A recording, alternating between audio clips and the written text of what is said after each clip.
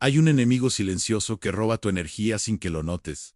No está afuera, sino en la manera en que piensas, reaccionas y pospones tu propia vida. Y si no lo identificas a tiempo, puede robarte años enteros mientras crees que simplemente estás esperando el momento adecuado. El estoicismo, lejos de ser una filosofía rígida o anticuada, es un mapa vivo para navegar en medio de tormentas personales y colectivas. Es la brújula que usaron emperadores, esclavos, soldados y ciudadanos comunes para encontrar serenidad cuando todo a su alrededor parecía desmoronarse. En sus páginas no hay promesas vacías, sino prácticas probadas para mantener la mente firme, el corazón en calma y el propósito claro. En este viaje de 15 lecciones vamos a derribar mitos que te han limitado y a reemplazarlos con herramientas concretas que puedes aplicar hoy mismo. Aprenderás por qué la felicidad no llega por accidente, cómo transformar la crítica en impulso, cómo la vulnerabilidad puede ser tu mayor fortaleza, y por qué vivir alineado con tus valores libera una energía inagotable. Cada lección está diseñada para fluir hacia la siguiente, de modo que al final no solo tengas más claridad mental, sino una estructura práctica para construir la vida que deseas. Este no es un mensaje para escuchar y olvidar, es una invitación a practicar, a cuestionar lo que das por hecho y a tomar decisiones que reflejen lo mejor de ti, incluso cuando el mundo no esté de tu lado. Si estás dispuesto a dejar de esperar y comenzar a vivir con intención, este es el momento, y todo empieza ahora. La trampa de esperar que la felicidad llegue sola. Hay un error silencioso, tan común que muchas veces ni siquiera lo notamos, que nos roba la energía, la claridad y la paz. Posponer nuestra felicidad esperando que algo o alguien cambie allá afuera. Es esa creencia de que nuestra vida será mejor cuando lleguemos a cierto punto, cuando obtengamos algo que ahora no tenemos, cuando las piezas encajen de una manera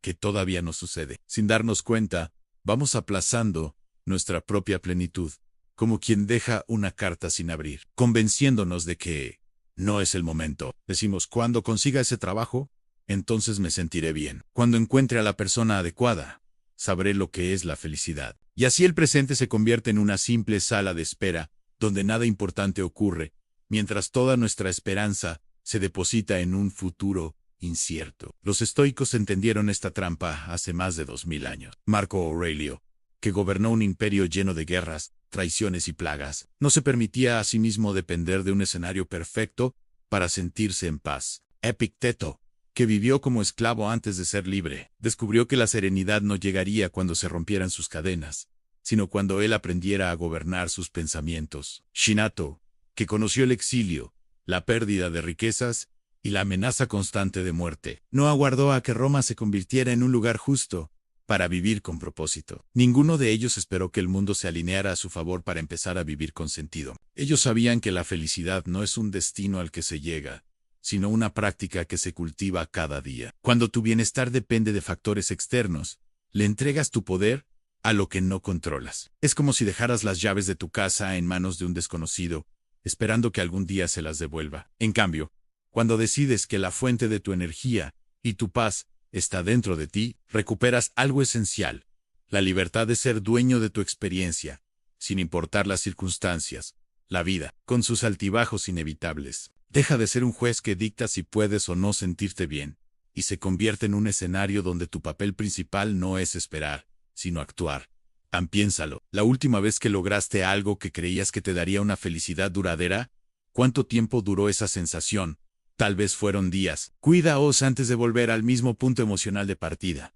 Esto no es un defecto tuyo, es un fenómeno humano conocido como adaptación hedónica, la tendencia natural a acostumbrarnos rápidamente a los cambios positivos, por grandes que sean. Los estoicos ya lo comprendían siglos antes de que la psicología moderna lo describiera. Para ellos, buscar la felicidad exclusivamente en logros, objetos o personas, era como intentar llenar un recipiente con un agujero en el fondo. Por mucho que viertas, nunca se llena del todo. Marco Aurelio no escribía sus meditaciones desde la comodidad, sino en campamentos militares, rodeado de incertidumbre y peligro. Y aún así encontraba paz en medio del caos. Epicteto no necesitó la libertad física para ser libre por dentro. Séneca no esperó justicia externa para vivir con integridad. Ellos comprendieron que la verdadera fortaleza está en encontrar propósito en lo que tienes ahora, no en lo que podrías tener después. Amar tu destino lo que los estoicos llamaban amor fati, con lo que no te gusta, sino aceptar que este es tu punto de partida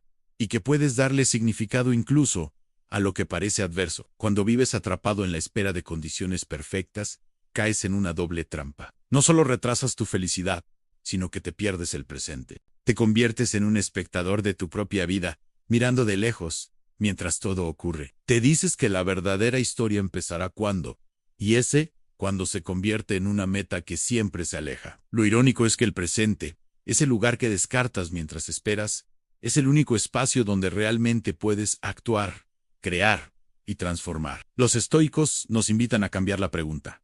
En lugar de que, necesito conseguir para ser feliz, se preguntaban, ¿qué puedo hacer ahora para vivir de acuerdo con mis principios y valores? Al poner el foco en lo que está bajo tu control, no solo recuperas energía, sino que encuentras dirección. Dejas de navegar sin rumbo, a merced de vientos externos, y tomas el timón. Y lo más importante, descubres que la calma no llega como un regalo del destino, sino como el resultado de decisiones conscientes, repetidas cada día. Imagina que cada mañana, en lugar de pensar en todo lo que falta, eligieras reconocer al menos una cosa valiosa que ya está presente. Puede ser tu capacidad de aprender, la oportunidad de trabajar en algo que importa, o incluso la simple posibilidad de respirar y pensar por ti mismo. Este cambio de enfoque no es ingenuidad ni optimismo forzado, es un acto de poder. Estás diciendo, no voy a esperar para sentirme vivo. Voy a empezar ahora con lo que tengo. La práctica estoica que puedes adoptar es sencilla, pero requiere constancia. Antes de que el día te arrastre con sus demandas, pregúntate, ¿qué está bajo mi control hoy? Luego decide que toda tu energía se invertirá, y cada vez que notes que tu mente se desvía hacia él, seré feliz. Cuando detente y regresa al presente, esta es la esencia de amor fati. Amar tu vida no solo por lo que es agradable, sino también por lo que te reta y te moldea. Amar tu destino no significa que debas aceptar pasivamente las injusticias o renunciar a mejorar tu vida. Significa que mientras trabajas para cambiar lo que puedes, no te niegas la posibilidad de vivir plenamente. Ahora significa que aunque el mundo exterior no sea perfecto, tu mundo interior puede estar en equilibrio. Es un recordatorio de que la vida no empieza después de que todo se acomode. Está ocurriendo ahora mismo, y cada instante que pasas esperando es un instante que no volverá. La trampa de esperar la felicidad perfecta es también una forma de autoengaño. Creemos que postergando nuestro bienestar, estamos siendo realistas cuando en realidad estamos cediendo a una ilusión que el futuro por sí solo nos salvará. Pero el futuro no tiene poder. Si no lo alimentamos con acciones en el presente, los estoicos veían el tiempo como un recurso finito y precioso. Desperdiciarlo en la espera era para ellos uno de los peores errores que podía cometerse. Por eso, la invitación es clara. Deja de ver tu felicidad como un premio que se otorga cuando cumples ciertas condiciones. Empieza a verla como un músculo que fortaleces cada día, con decisiones pequeñas, coherentes y conscientes. Haz que tu energía se oriente a lo que puedes tocar, influir y crear. Ahora cuando lo haces no solo dejas de ser rehén de lo que no controlas, sino que te das cuenta de que lo que ya tienes, tus principios, tu capacidad de decidir, tu voluntad es más que suficiente para construir una vida significativa. Si algo puede enseñarnos Marco Aurelio, es que el escenario perfecto no existe, pero la fortaleza para vivir con propósito, sí. Si algo nos recuerda a Epicteto es que la libertad más valiosa no depende de grilletes físicos, sino de nuestra mente. Y si algo nos legó, Shenka es la certeza de que el sentido de la vida no está en esperar mejores circunstancias, sino en elegir una actitud noble frente a las que tenemos. Hoy puedes empezar a vivir esa verdad. No necesitas que nada cambie allá afuera para empezar a cambiar tu mundo interior. No necesitas que llegue un momento perfecto para dar el primer paso. No necesitas esperar a que la vida te sonría para decidir sonreírle tú primero. Esa es la diferencia entre una existencia que se consume en la espera y una vida que se construye instante a instante, con la certeza de que la felicidad no es un regalo pendiente, sino una obra que tú mismo creas. Si quieres llevarlo a la práctica, comprométete contigo mismo ahora. Elige un acto consciente que puedas hacer hoy para alinearte con lo que valoras. Puede ser algo tan simple como dedicar unos minutos a reflexionar en silencio, escribir 3 cosas por las que sientes gratitud, o resolver con serenidad un problema pendiente. Cada vez que actúas así, refuerzas la idea de que no estás esperando a que la felicidad llegue, sino que la estás cultivando aquí y ahora. Esa es la base sobre la que los estoicos construyeron su vida, y sobre la que tú también puedes edificar la tuya. El mito de la motivación constante. Vivimos en una cultura que idolatra la motivación como si fuera el motor imprescindible de toda acción valiosa. Nos han repetido tantas veces que hay que sentirse inspirado para hacer algo que hemos terminado, creyendo que sin ese impulso emocional inicial, cualquier esfuerzo es inútil o condenado al fracaso. Esta idea tan seductora, en apariencia, es en realidad una trampa que nos paraliza, porque ¿qué sucede en los días en que esa chispa no aparece? Lo que sucede es que posponemos, justificamos, aplazamos, y el tiempo implacable sigue corriendo. Los estoicos nunca pusieron su confianza en un estado de ánimo efímero. Comprendían que la motivación es voluble, que sube y baja como la marea, y que depender de ella es como querer construir una casa sobre arena. Marco Aurelio, al frente de un imperio en guerra, no podía darse el lujo de esperar a sentirse con ganas para tomar decisiones que afectaban a miles de vidas. Epicteto, que conoció la dureza de la esclavitud, no aguardó a que la inspiración llegara para instruir a sus discípulos. Shinetsu, rodeado de intrigas y peligros políticos, no se permitió detener su pensamiento filosófico a causa de una falta de entusiasmo momentáneo. Ellos sabían que lo que sostiene el progreso real no es la motivación, sino la disciplina. La motivación es como una ráfaga de viento, que en el mejor de los casos, puede ayudarte a avanzar un tramo, pero no garantiza que llegues a tu destino. La disciplina, en cambio, es el timón firme que te permite navegar incluso cuando no hay viento favorable. Actuar únicamente, cuando te sientes motivado, es una forma elegante de procrastinación. En cambio, actuar porque es lo que has decidido hacer, sin importar tu estado de ánimo,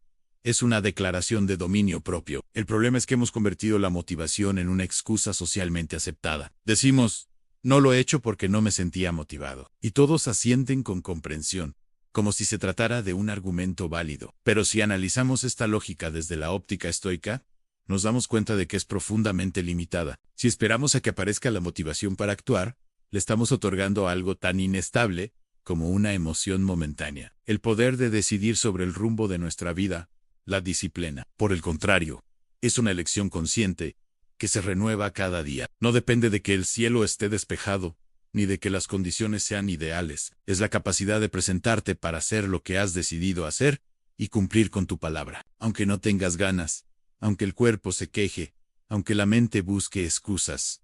Marco Aurelio lo resumió con sencillez cuando escribió que por la mañana debemos recordar que hemos nacido para actuar como seres humanos, no para quedarnos inertes bajo las sábanas, buscando comodidad.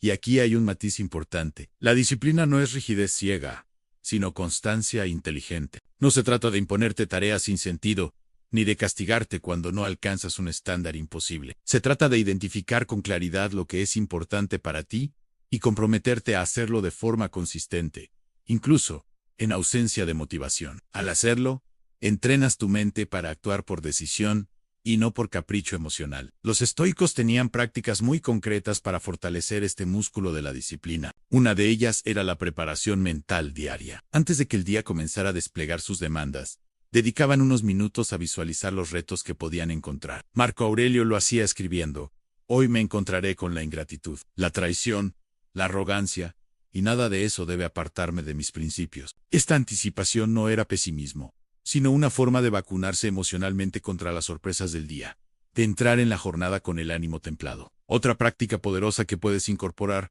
es elaborar cada noche una lista de 3 acciones, no negociables, para el día siguiente. No importa si son grandes o pequeñas, lo importante es que estén alineadas con tus prioridades reales y que te comprometas a cumplirlas, pase lo que pase. Estas acciones son como anclas. Aunque el día se vuelva caótico, siempre tienes claro lo esencial que debes cumplir. Al final, no se trata de hacer mucho, sino de hacer lo que verdaderamente importa, con consistencia. La tercera herramienta es el premeditatio malorum. La premeditación de los males consiste en imagar a los obstáculos que podrían interponerse en tu camino. Puede parecer contraintuitivo, pero visualizar los problemas antes de que ocurran te prepara para actuar con calma cuando lleguen. Sean, por ejemplo, te propones salir a correr y anticipas que podría llover, que podrías sentir pereza, o que podría surgir una excusa laboral. Ya no te tomarán por sorpresa. Tu mente ya tendrá una respuesta preparada, y en lugar de reaccionar impulsivamente, actuarás según lo que habías decidido de antemano.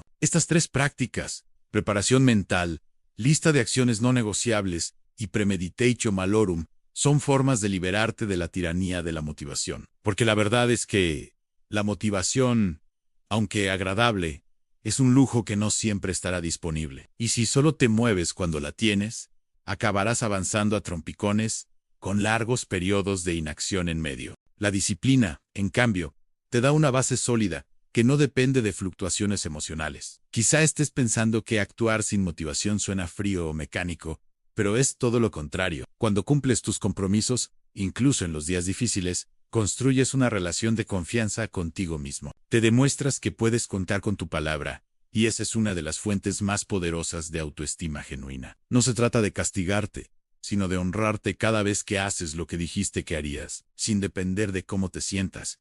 Fortaleces tu carácter y tu respeto propio. Este es el punto en el que la disciplina se convierte en algo más que un hábito.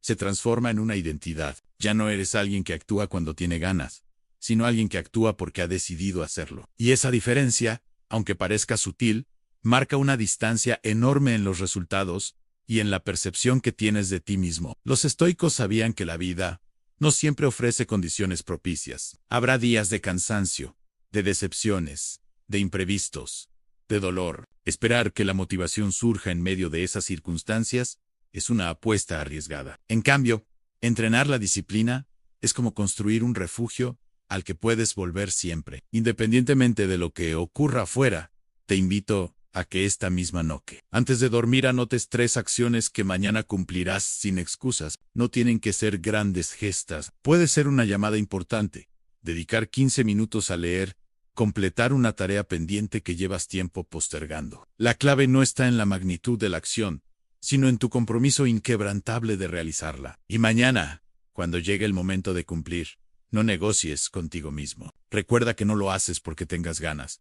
Lo haces porque es lo que has elegido hacer. En poco tiempo notarás algo curioso. La motivation, esa que parecía tan indispensable, empieza a aparecer con más frecuencia, pero ya no como requisito previo, sino como consecuencia de tu acción. Descubrirás que muchas veces el simple hecho de empezar es lo que enciende el motor, y que la energía llega después, no antes. Este es uno de los secretos mejor guardados de la productividad y del bienestar.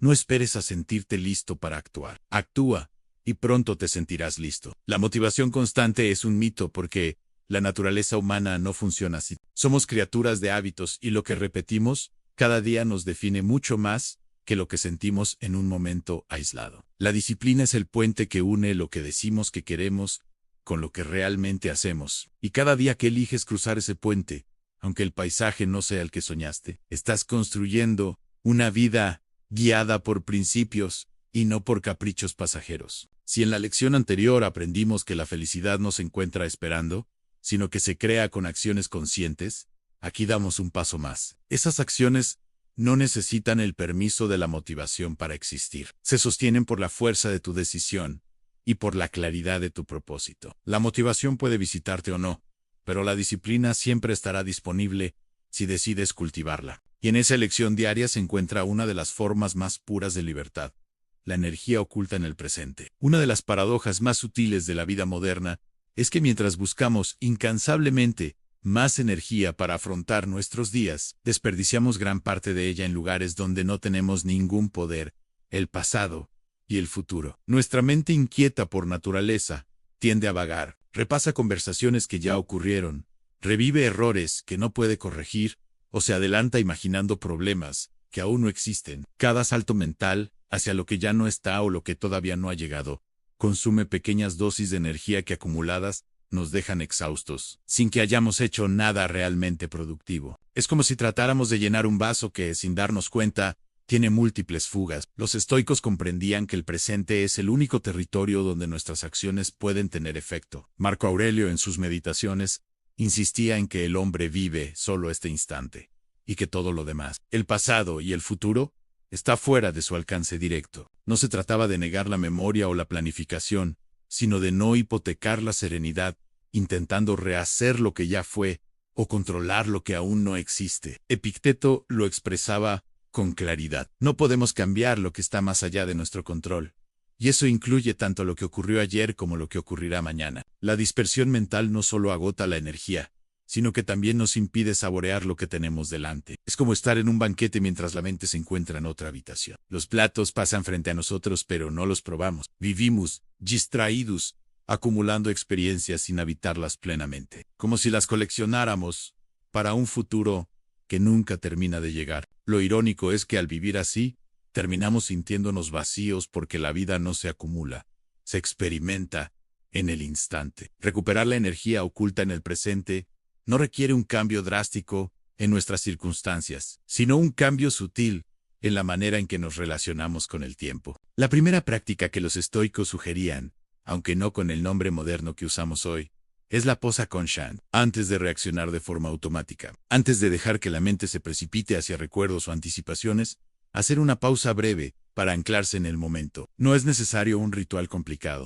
Basta con tomar una respiración lenta y profunda, sentir cómo entra y sale el aire, y permitir que la atención se asiente en el cuerpo, en la sensación de estar aquí. Este pequeño gesto actúa como un interruptor que apaga la dispersión y enciende la presencia. La segunda práctica es la observación del momento actual. No se trata solo de estar físicamente presente, sino de abrir los sentidos a lo que sucede. Observar cómo la luz entra por una ventana, cómo suena el murmullo de una conversación cercana, cómo se siente la temperatura sobre la piel. Este tipo de atención deliberada transforma la experiencia más simple en algo vivo y pleno. Senato, en sus cartas, aconsejaba vivir con una atención tal que incluso lo cotidiano se volviera significativo, porque recordaba, ningún instante volverá jamás. La tercera práctica, quizá lo más transformador, es vivir el día como una unidad completa. Esto significa no cargar la jornada con expectativas que dependen de semanas o años, sino concentrarse en hacer de este día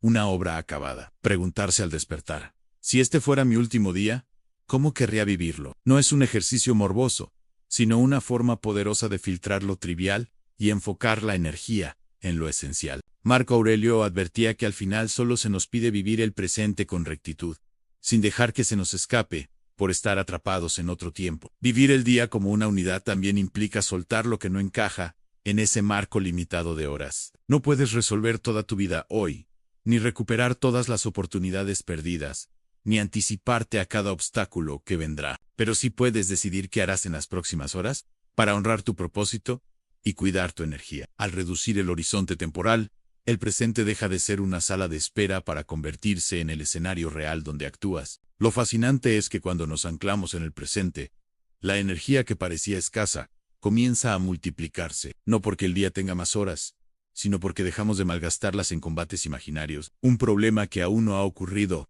deja de drenarnos. Un error pasado, ya revisado y aprendido, ya de pesarnos en ese espacio liberado de ruido mental.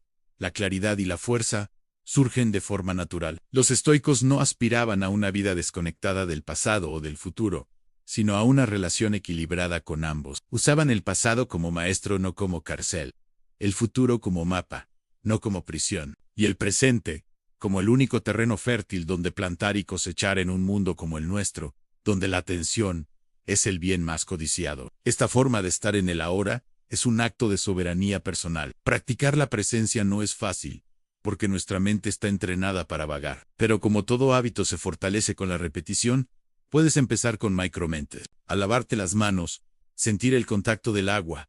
Al beber, notar el sabor y la temperatura.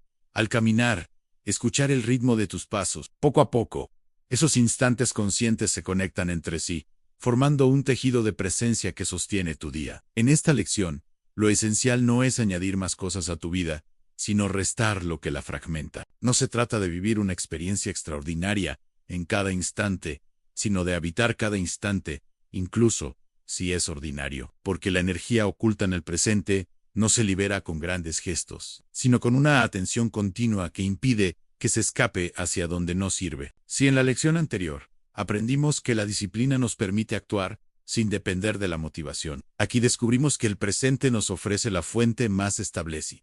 Una mente dispersa lucha por mantener el rumbo. Una mente presente avanza con paso firme. Y lo mejor es que no necesitamos esperar a que las circunstancias cambien para acceder a esa energía. Está disponible aquí y ahora, en este mismo momento en el que lees estas palabras.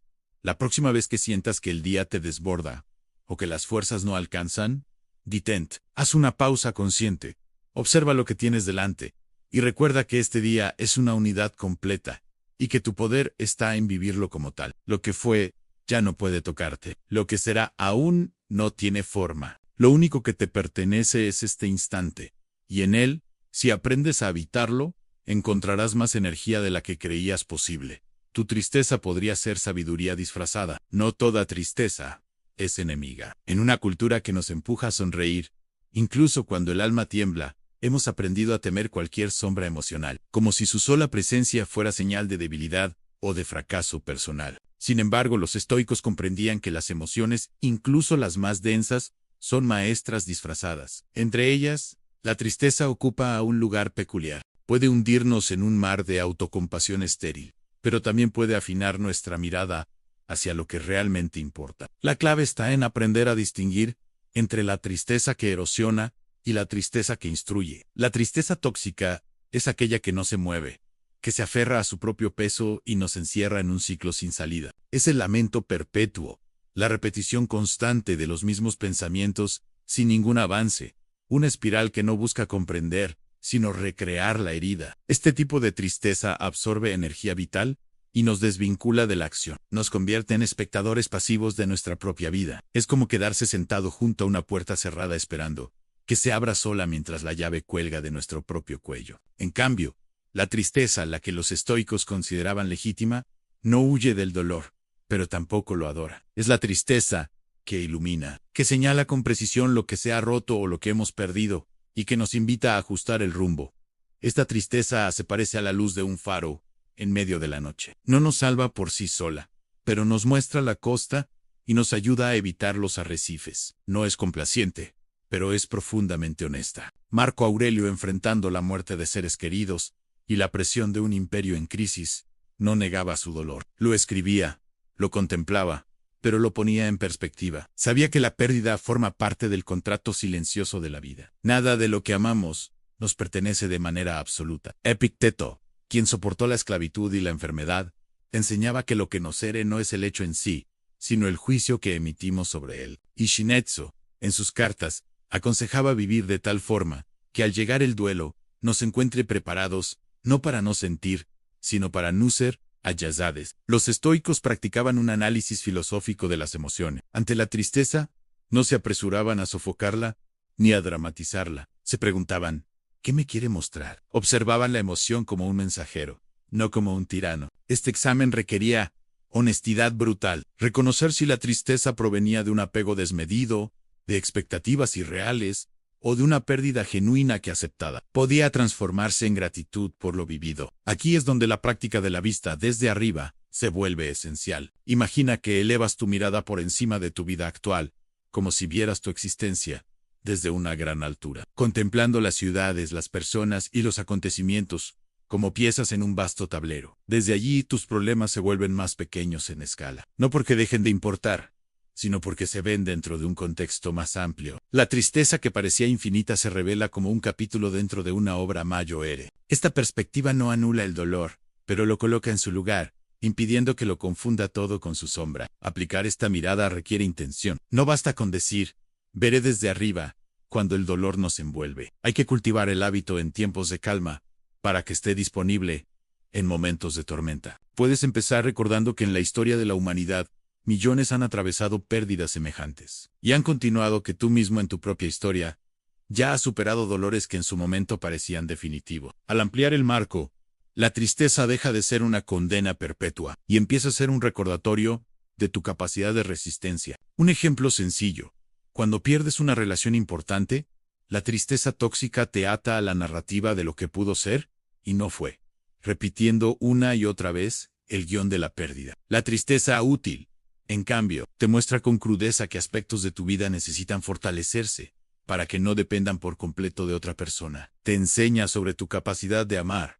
pero también sobre la importancia de amarte a ti mismo sin condiciones. No borra el dolor, pero lo convierte en una fuente de aprendizaje que con el tiempo se transforma en madurez. Es importante entender que la tristeza útil no es cómoda, no nos acaricia ni nos adormece, nos despierta, nos obliga a confrontar verdades que preferiríamos esquivar.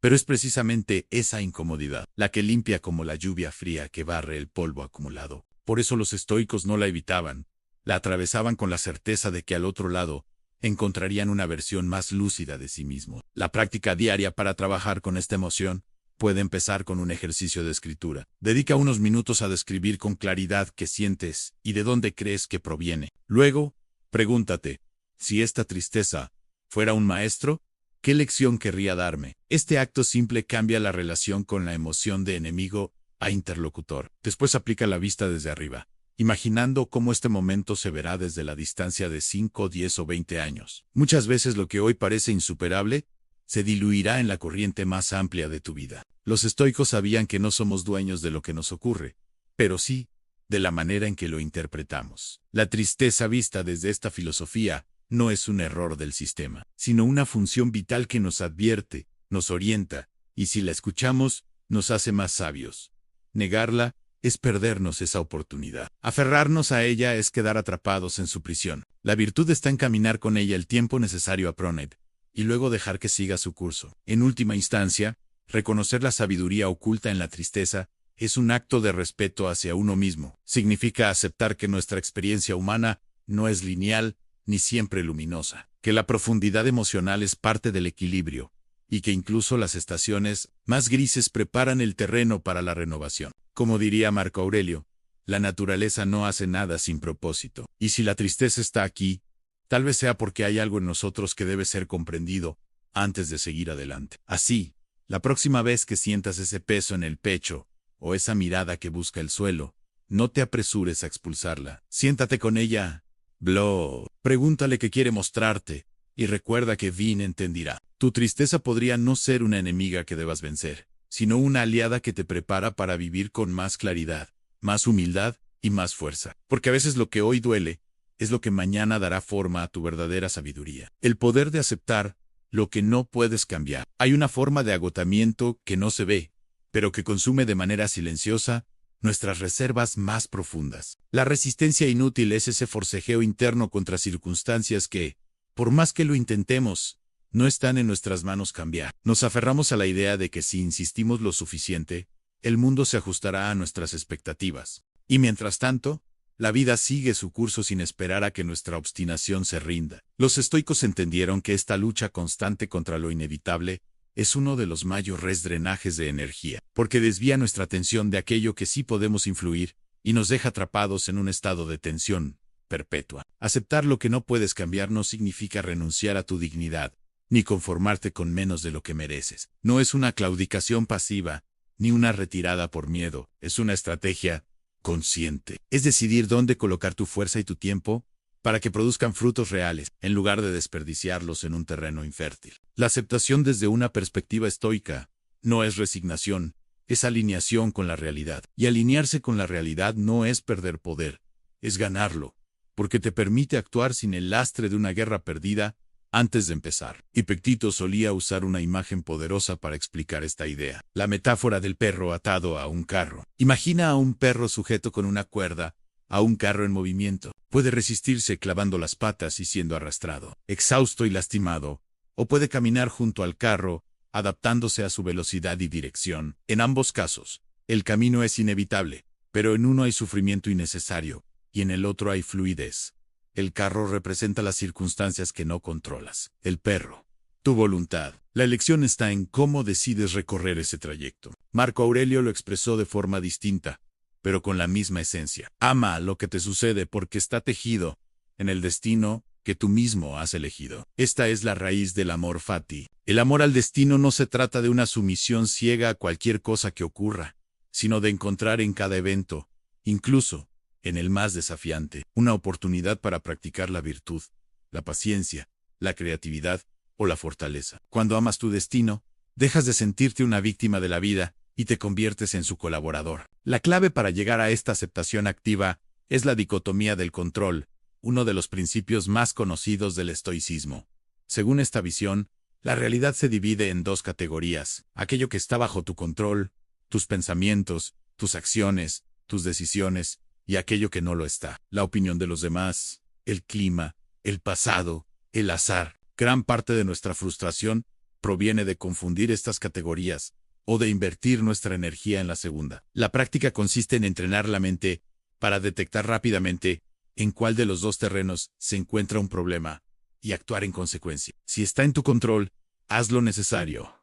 Si no lo está, suelta. Pero soltar no es tan sencillo como parece. Implica una vigilancia constante sobre los diálogos internos que alimentan la resistencia. Observa, por ejemplo, cuántas veces al día tu mente repite frases como no debería ser así o esto no es justo. Es cierto que muchas veces no lo es, pero la justicia o la injusticia de un hecho no lo hacen más o menos modificable. Lo que puedes cambiar es tu respuesta ante él. Ese desplazamiento de foco de la queja a la acción es la verdadera liberación que ofrece la aceptación. La aceptación también tiene un efecto inesperado. Preserva tu energía emocional para lo que realmente importa. Cuando dejas de luchar contra lo inamovible, recuperas fuerza para mejorar lo que sí depende de ti. Es como si cerraras una válvula invisible por la que se escapaban tus recursos internos. La serenidad que se obtiene no es un lujo, es una herramienta de supervivencia emocional en un mundo que constantemente nos lanza desafíos imprevistos. La práctica del amor fati y la dicotomía del control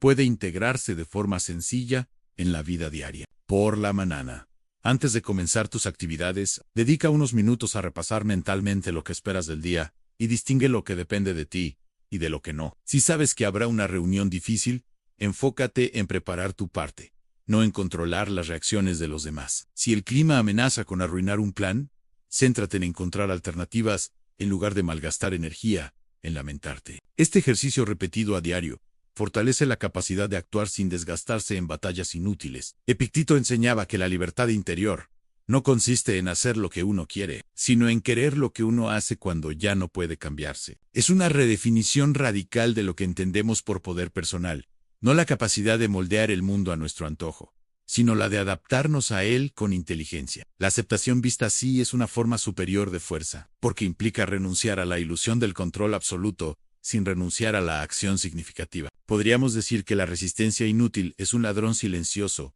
que roba no solo tu paz, sino también tu capacidad de crear. Un artista que pasa el día maldiciendo la lluvia, en lugar de pintar con la luz que tiene. Un emprendedor que se lamenta del mercado en lugar de encontrar nichos posibles. Un padre que pasa más tiempo recordando cómo eran las cosas que aceptando cómo son ahora. La vida no premia la resistencia ciega, premia la adaptación lúcida. Aceptar lo que no puedes cambiar es, en última instancia, un acto de amor propio. Es decirte a ti mismo, no me voy a desgastar donde no hay fruto. Voy a invertirme en aquello que puede crecer. Es un compromiso con tu bienestar, pero también con tu eficacia en el mundo. Como en la metáfora del perro y el carro. Es elegir caminar en lugar de ser arrastrado. La próxima vez que te encuentres atrapado en un ciclo de queja o frustración, hazte una pregunta sencilla.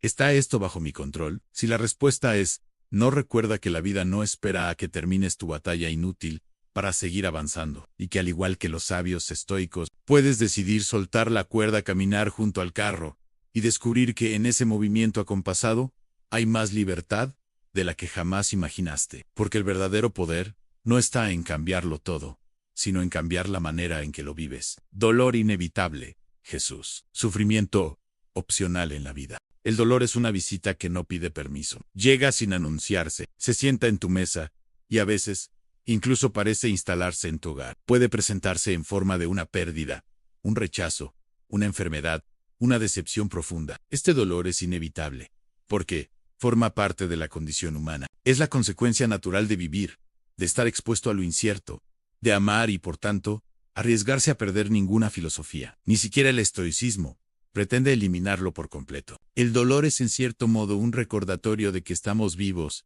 y de que lo que valoramos tiene significado para nosotros. Pero hay otra cosa que suele acompañarlo, como una sombra más persistente: el sufrimiento. Y aquí está la clave que los estoicos entendieron mejor que nadie. El dolor y el sufrimiento no son lo mismo. El primero es físico o emocional, puntual o intenso, pero arraigado en un hecho concreto. El segundo es lo que nuestra mente hace con ese hecho, la historia que repetimos, las imágenes que recreamos, las conclusiones que generalizamos. El dolor es la herida. El sufrimiento es el hábito de hurgar en ella una y otra vez.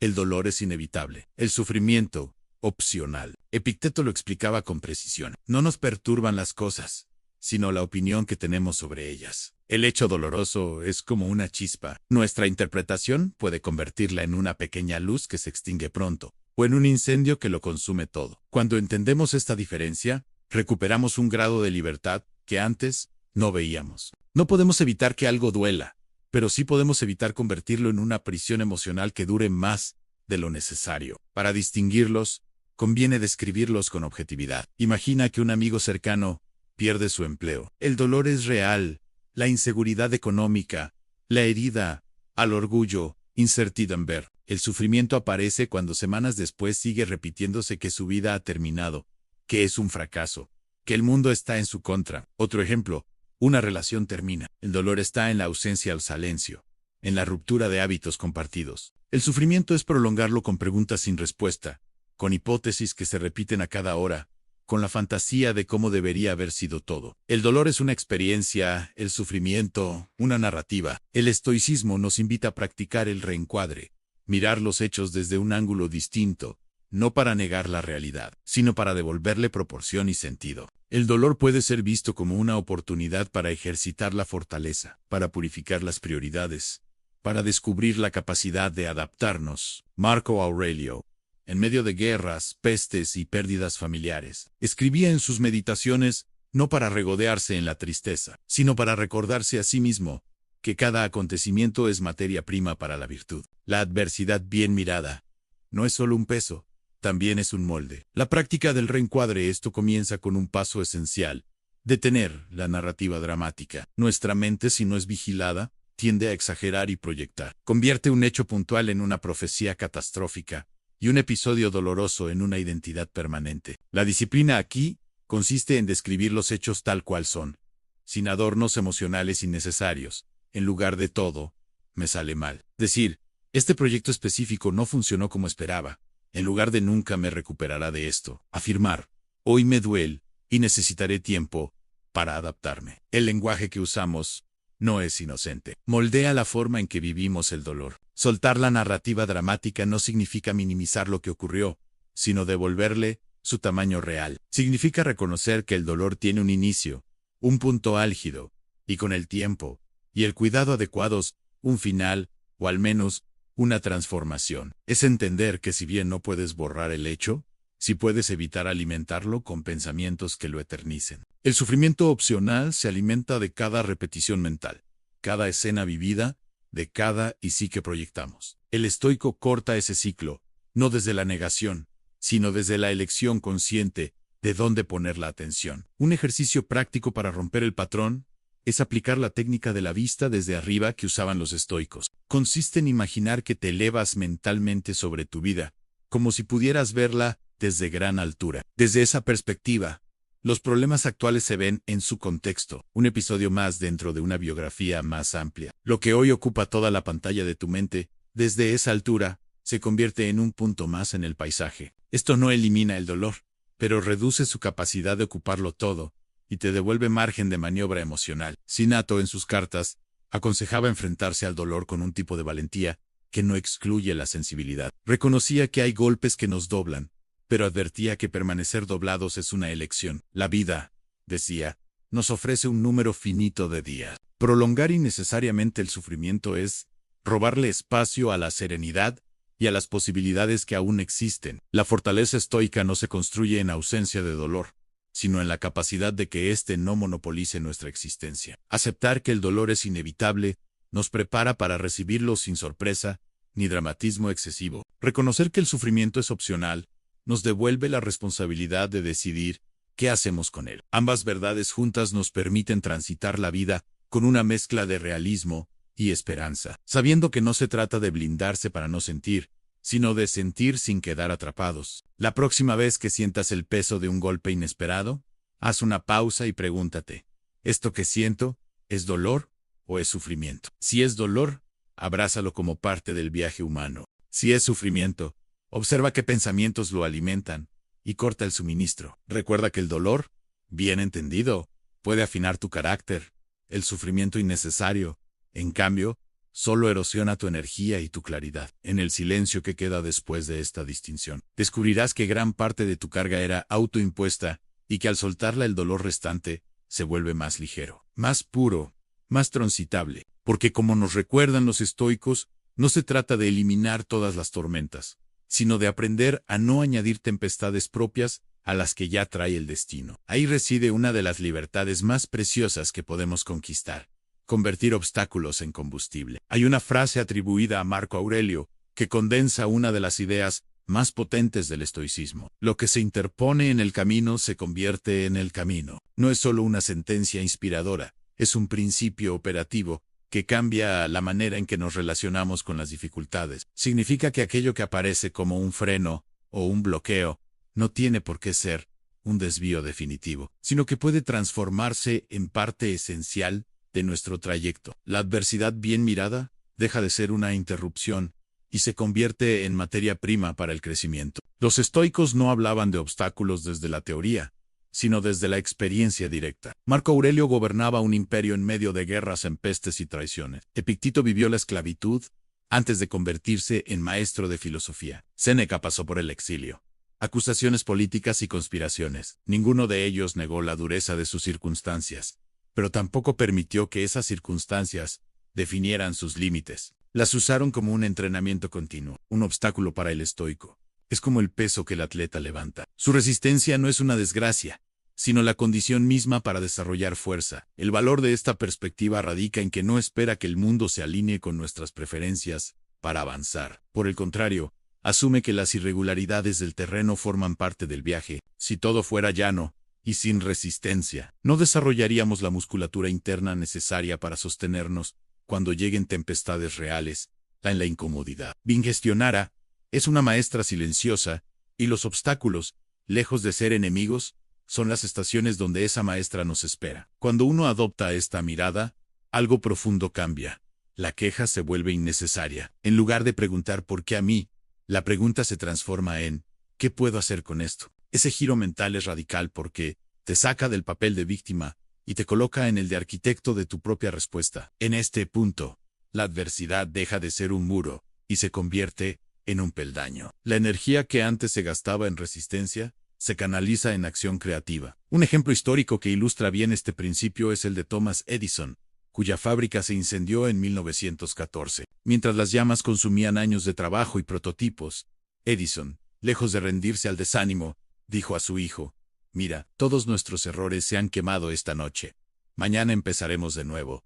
Este espíritu es profundamente estoico. Ver en la destrucción una oportunidad para construir con más claridad y menos lastre. No se trata de romanticismo ingenuo, sino de una disciplina mental que busca siempre la beta de utilidad dentro del golpe. En la práctica diaria, aplicar este principio requiere entrenar una habilidad que no siempre es natural: el análisis de oportunidades ocultas ante cualquier obstáculo. La mente tiende a fijarse en lo que se pierde. El ejercicio consiste en ir más allá y preguntarse: ¿qué puedo aprender de esto que no aprendería de otra forma? ¿Qué fortaleza puedo desarrollar ahora que antes no necesitaba? ¿Qué me está obligando a replantear, mejorar? Este cuestionamiento sistemático reconfigura la percepción del problema. Incluso si la situación no es reversible, el hecho de extraer valor de ella cambia el equilibrio interno. Los estoicos también recomendaban la adversidad voluntaria como forma de entrenamiento. Shinzo, por ejemplo, practicaba ayunos y dormía en superficies duras, no por desprecio a la comodidad, sino para recordarse que podía prescindir de ella y que su bienestar no dependía de lujos. Epicteto sugería imaginar escenarios adversos para fortalecer la mente contra posibles eventualidades. Este tipo de prácticas no busca invitar el sufrimiento por el sufrimiento, sino fortalecer la capacidad de actuar con lucidez, incluso en condiciones desfavorables. Al exponerte de forma controlada a la incomodidad, reduces el poder paralizante de los obstáculos cuando aparecen de forma inesperada. Imagina que estás en medio de un proyecto profesional y surgen complicaciones técnicas que retrasan todo. En lugar de frustrarte por el tiempo perdido, puedes usar la situación para aprender una habilidad que no habías considerado, mejorar un sistema interno o replantear un aspecto que antes dabas por hecho. El obstáculo entonces se convierte en catalizador de una mejora que sin esa interrupción tal vez nunca habrías desarrollado. Este cambio de enfoque no elimina la dificultad, pero le da un sentido que alimenta la motivación. Por supuesto, no todos los obstáculos se prestan de inmediato a una lectura positiva. Hay pérdidas, traiciones y tragedias que requieren un tiempo de duelo antes de poder extraerles un significado útil. El estoicismo no exige saltar directamente a la lección, sin pasar por la experiencia humana del dolor. Pero sí nos recuerda que tarde o temprano tenemos el poder de decidir si dejamos que esa experiencia nos erosione o nos temple. El momento exacto en que transformamos la resistencia en impulso es personal, pero el principio permanece. Aquello que hoy se interpone puede convertirse en una pieza central de nuestro camino mañana. En última instancia, este enfoque convierte la vida en un taller continuo. Cada contratiempo se vuelve una herramienta más en el banco de trabajo. Algunas herramientas son incómodas, otras parecen inútiles al principio, pero con el tiempo se descubre que todas cumplen una función, y así, al mirar atrás, no vemos una serie de interrupciones, sino un recorrido coherente en el que cada obstáculo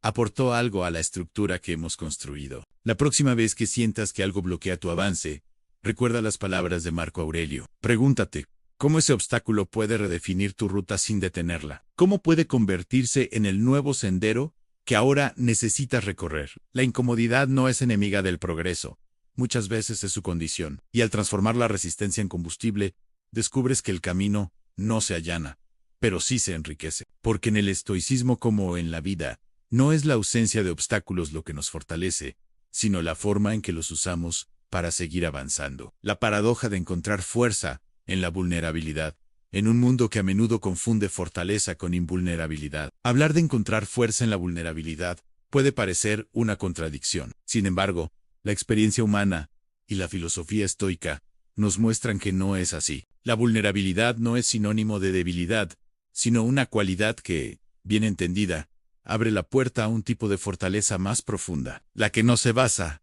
en aparentar control absoluto, sino en conocer nuestras propias limitaciones y trabajar conscientemente con ella. El estoicismo nunca ha promovido la idea de que el sabio es impenetrable o insensible. Al contrario, reconoce que la condición humana es frágil y que esa aceptación, lejos de debilitarnos, nos permite vivir con mayor lucidez. Aquí es fundamental distinguir entre vulnerabilidad tóxica y vulnerabilidad saludable. La primera es aquella que se convierte en exposición indiscriminada, en una búsqueda constante de validación ajena, o en la delegación de nuestra responsabilidad emocional sobre otros. Es un desnudarse sin filtro, no para conectarnos, sino para obtener una reacción, un alivio inmediato, que rara vez se traduce en crecimiento. La vulnerabilidad tóxica termina drenando a quien la ejerce y a quien la recibe, pues carece de propósito más allá del desahogo momentáneo. La vulnerabilidad saludable, en cambio, es selectiva y consciente. Implica abrirnos en contextos donde haya respeto mutuo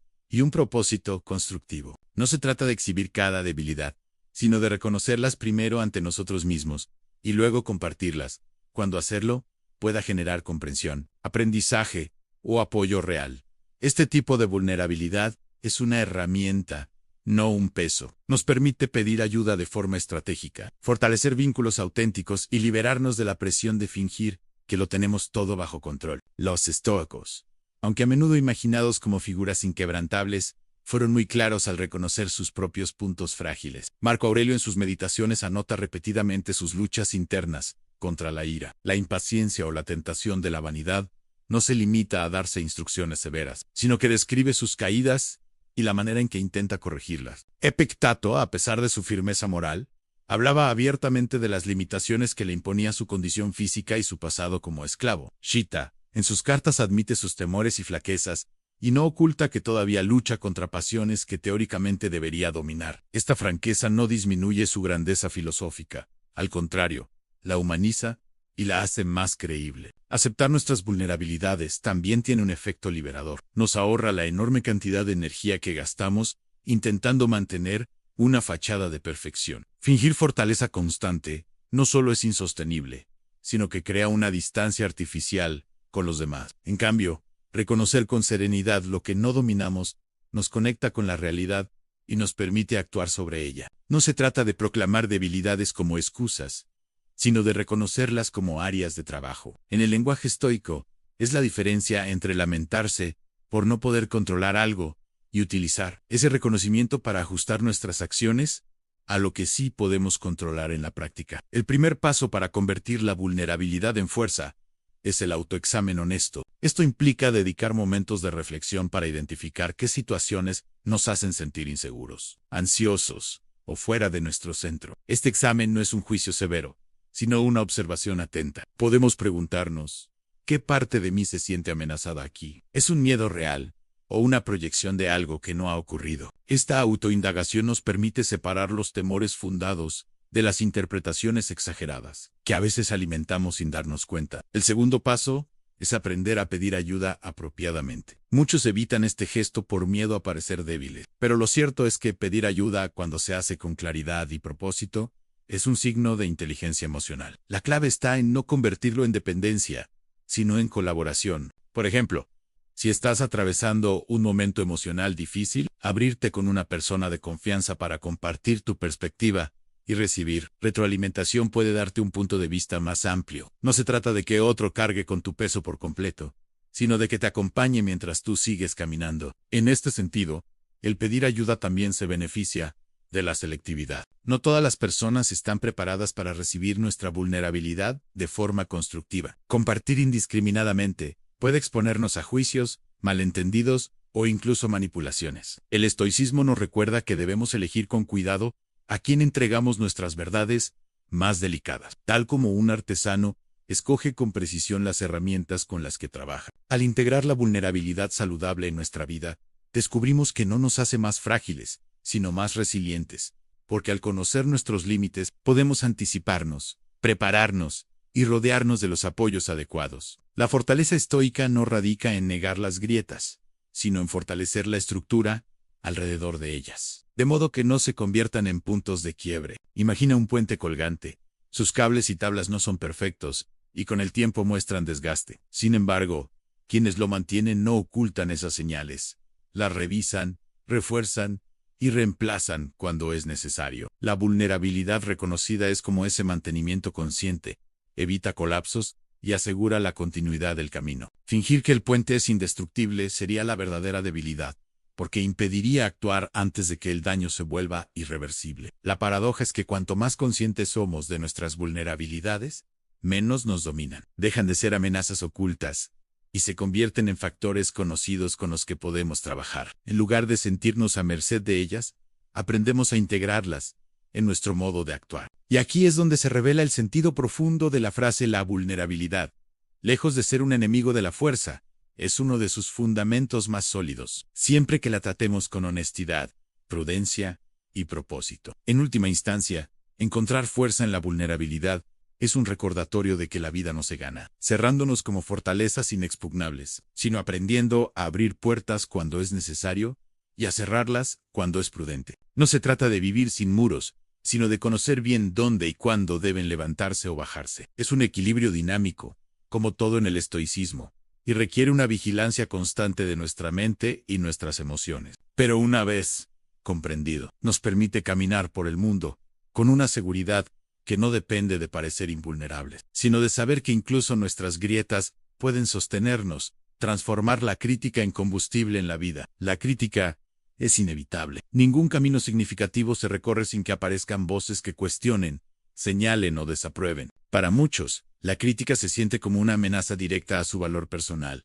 un golpe que busca desestabilizar. Sin embargo, el estoicismo nos invita a replantear por completo esta relación. La crítica, lejos de ser un obstáculo, puede convertirse en uno de los combustibles más potentes para el crecimiento, siempre que sepamos procesarla con discernimiento. Lo que erosiona a una persona no es la existencia de juicios externos, sino su incapacidad para filtrarlos, analizarlos y extraeros lo que realmente tiene valor. Para Kamanzer, es esencial reconocer que no todas las críticas son iguales. Existen las críticas constructivas, que provienen de personas con intención genuina de aportar y que suelen estar fundamentadas en observaciones objetivas, son precisas, específicas y orientadas a señalar oportunidades de mejora. Estas críticas son, aunque incómodas, verdaderos regalos. Contienen información que puede ayudarnos a perfeccionar lo que hacemos, pulir lo que aún es tosco y corregir aquello que quizás no habíamos notado. Por otro lado,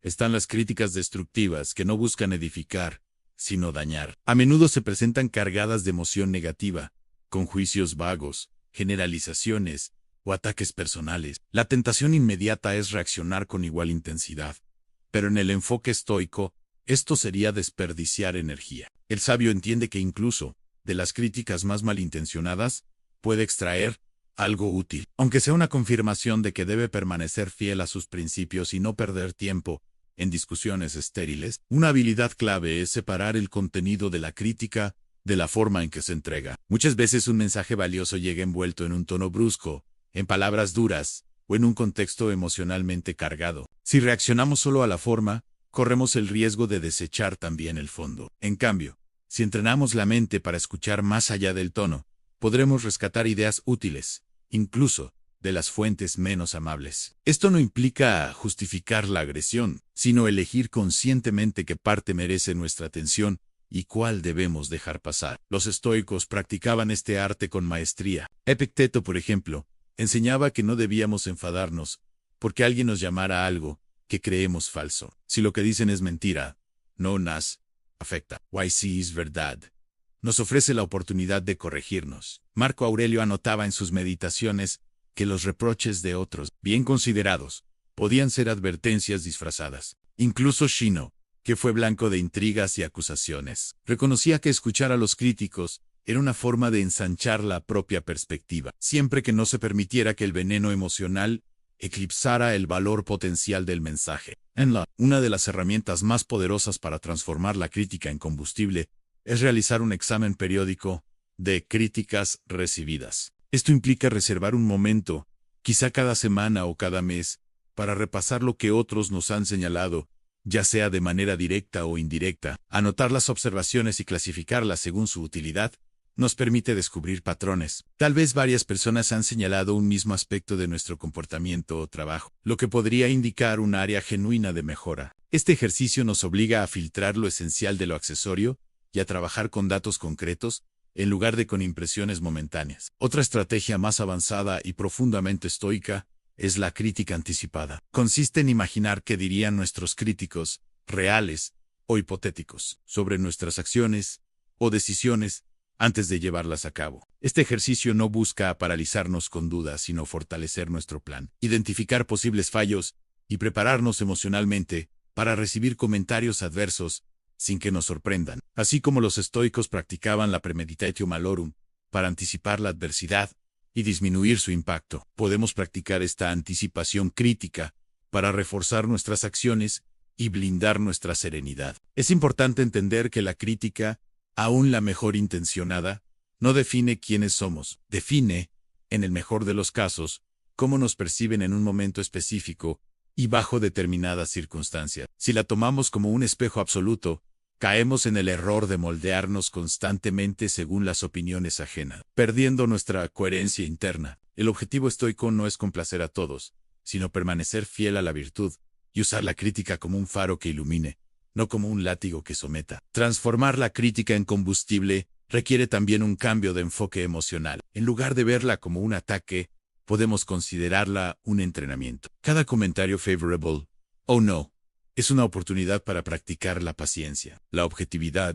y la templanza. Cuando logramos recibir una observación con la calma de quien escucha datos y no insultos, estamos ejercitando una de las virtudes más altas, el dominio sobre nuestras reacciones. Imaginemos por un momento que cada crítica es como una piedra arrojada hacia nosotros. Si respondemos con ira, tratamos de devolverla con igual fuerza, agotándonos y perpetuando el conflicto. Si la ignoramos completamente, puede que desaprovechemos un material valioso, pero si la recogemos, la examinamos y la usamos para construir, poco a poco levantamos una estructura más sólida que la que teníamos antes. Esta estructura es nuestro carácter, y cada piedra que antes parecía un obstáculo se convierte en parte de nuestra fortaleza. En última instancia, la crítica deja de ser una fuente de sufrimiento cuando dejamos de tomarla como un juicio definitivo y la tratamos como información, y la información procesada con sabiduría se convierte en poder, el poder de ajustar el rumbo, de pulir nuestras habilidades, de afianzar nuestras convicciones o simplemente de confirmar que estamos dispuestos a seguir adelante, aunque otros no comprendan el camino que hemos elegido. Si en la próxima vez que una voz externa nos señale algo, podremos hacer una pausa y preguntarnos, ¿qué puedo aprender de esto? ¿Qué parte es útil? ¿Y qué parte debo dejar ir? Con el tiempo descubriremos que no hay crítica capaz de detenernos, porque hemos aprendido a alimentarnos incluso de aquello que antes no sería. Y cuando llegamos a ese punto, entendemos que la verdadera fuerza no está en no ser criticados, sino en saber crecer. Gracias a ello, energía infinita de vivir según tus valores. Hay una fuente de energía que no se agota con el paso de las horas, ni se desvanece por las dificultades externas. No es la motivación pasajera ni el entusiasmo, que depende de circunstancias favorables. Es una fuerza más profunda, silenciosa y consistente, la que surge de vivir en coherencia con los propios valores. Cuando lo que pensamos, lo que decimos y lo que hacemos están alineados con aquello que consideramos esencial y verdadero. La vida fluye con una fuerza que no necesita empujones externos. La fatiga emocional disminuye, las dudas se aclaran y las decisiones se vuelven más firmes. Es como si la mente y el corazón dejaran de luchar entre sí para remar en la misma dirección. El estoicismo enseña que el alma se desgasta no por el esfuerzo de actuar, sino por la fricción interna que se genera cuando nuestras acciones contradicen nuestras convicciones. Marco Aurelio lo expresaba con una claridad admirable. Si lo que haces no está de acuerdo con tu naturaleza, te ocultarás. Esa naturaleza de la que hablaba no es un instinto animal, sino el conjunto de principios que definen quién eres, en esencia. Vivir en contra de ellos es como caminar con una piedra en el zapato. Puedes avanzar, pero cada paso te roba un poco de fuerza. En cambio, cuando cada acción refleja tus valores, experimentas una energía sostenida que no proviene de dormir más horas o de consumir más estímulos, sino de la integridad interior. El primer paso para acceder a esta fuente inagotable es identificar cuáles son realmente tus valores personales, no los que la sociedad espera de ti, ni los que repites porque suenan bien, sino aquellos que si fueran violados, te harían sentir que te has traicionado a ti mismo. Algunos descubrirán que su valor central es la honestidad, otros la libertad, otros el respeto, otros la justicia. La clave está en hacer un ejercicio de introspección honesta, alejando las influencias externas, para escuchar qué principios resultan irrenunciables. Este proceso puede ser incómodo porque obliga a cuestionar costumbres, lealtades y hasta relaciones que quizás han estado guiadas por valores ajenos. Una vez identificados, el siguiente reto es aplicarlos de manera consciente en la vida diaria. Aquí es donde muchos se detienen, porque los valores no se validan en la teoría, sino en la acción. Vivir según tus valores implica tomar decisiones que en ocasiones pueden ser más difíciles o menos populares. Significa, por ejemplo, decir que no a una oportunidad que contradice tu ética, aunque prometa beneficios inmediatos, o mantenerte firme en una conversación incómoda, porque ceder significaría renunciar a tu verdad. Cada vez que eliges actuar en congruencia, refuerzas tu autoestima y tu sentido de propósito, y con ello, tu energía vital se fortalece. Los estoicos practicaban lo que hoy podríamos llamar un examen de congruencia. Al final del día se preguntaban si sus acciones habían estado a la altura de sus principios. Séneca recomendaba revisar las palabras pronunciadas, las decisiones tomadas y hasta las emociones experimentadas para detectar cualquier disonancia. Esta práctica no era un ejercicio de autorreproche, sino de ajuste constante. Igual que un navegante corrige el rumbo con pequeñas maniobras para no desviarse de su destino. Nosotros podemos realinear nuestras acciones cotidianas con nuestros valores antes de que la incoherencia se convierta en hábito. Otro aspecto fundamental es tomar decisiones basadas en valores y no en estados emocionales momentáneos. Las emociones son volátiles y, aunque necesarias, no siempre nos llevan a buen puerto si se convierten en el único criterio de acción. La ira puede empujarte a decir algo que contradice tu compromiso con la prudencia. El miedo puede hacerte renunciar a una oportunidad que encaja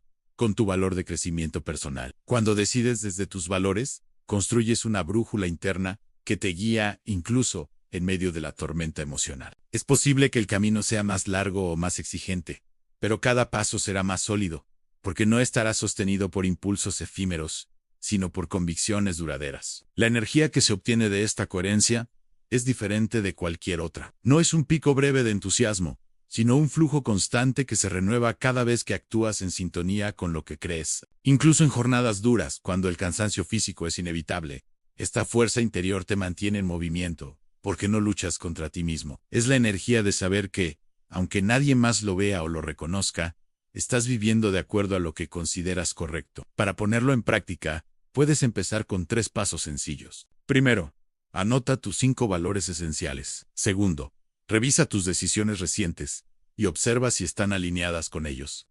Tercero, Antes de tomar una nueva decisión importante, pregúntate, ¿esto refuerza o traiciona mis valores? Esta simple pausa, antes de actuar, crea un espacio de lucidez, que con el tiempo se convierte en un hábito protector. El contraste se nota cuando vivimos en incoherencia. Esa sensación de cansancio mental, o de apatía inexplicable, o de frustración constante, muchas veces no proviene de factores externos, sino de pequeñas traiciones internas repetidas a lo largo del tiempo. Es como si cada vez que actuamos contra nuestros valores, perdiéramos una parte de nuestra energía vital. Por eso, al recuperar la coherencia, sentimos una revitalización que ninguna fuente externa puede ofrecer. El estoicismo no promete una vida sin obstáculos, pero sí una vida en la que incluso las pruebas más duras se enfrentan con más fortaleza. Cuando uno sabe que está actuando conforme a su brújula interna, esa certeza no solo da energía, sino que la multiplica, porque cada desafío superado en coherencia fortalece la confianza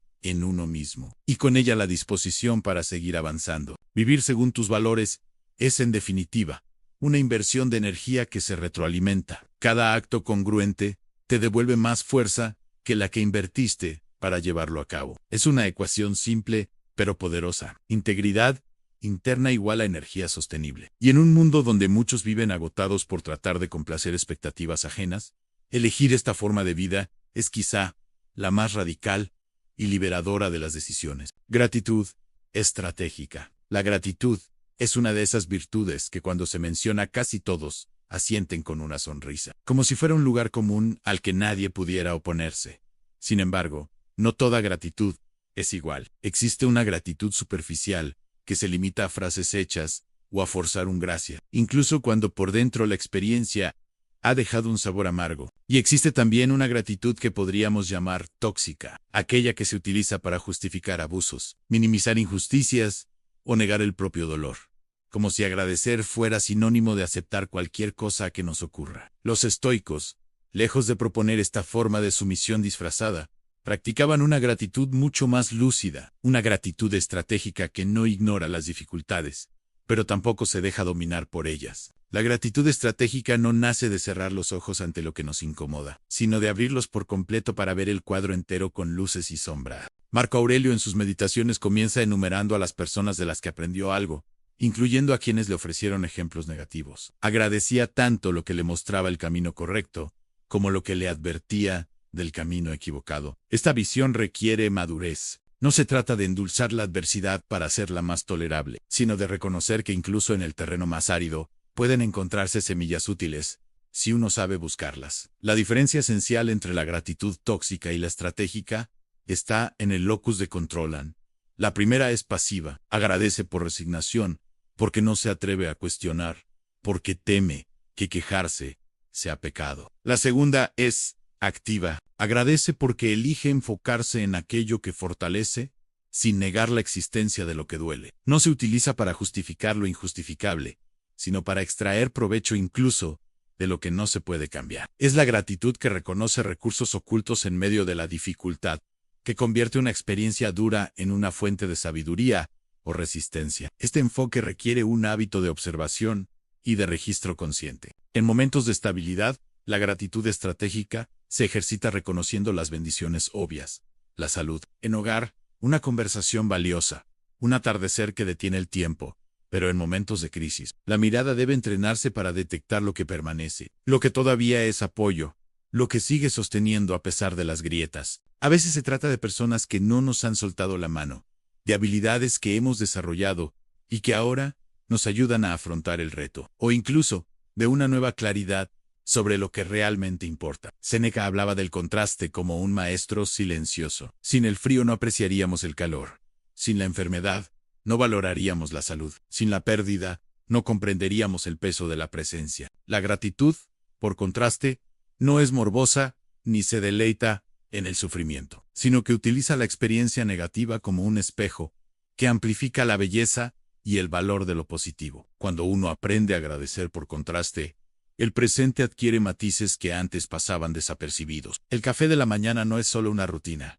Es un privilegio. La conversación con un amigo no es un evento cualquiera, es una prueba tangible de que no caminamos solos. Para cultivar esta práctica puede ser útil llevar un catálogo personal de bendiciones. No se trata de una lista curso, repetitiva, sino de un inventario dinámico que se alimenta día a día. En él caben tanto los grandecitos como los detalles diminutos que sumados configuran una red invisible de apoyo. Este ejercicio se vuelve especialmente poderoso cuando lo revisamos en momentos de desánimo, porque nos recuerda que incluso en los días más grises existe un suelo firme bajo nuestros pies. Otra herramienta útil es el ejercicio de la gratitud invertida. Consiste en identificar algo que hoy nos parece normal y proyectar mentalmente cómo sería nuestra vida sin ello. De repente, lo cotidiano recupera su peso real.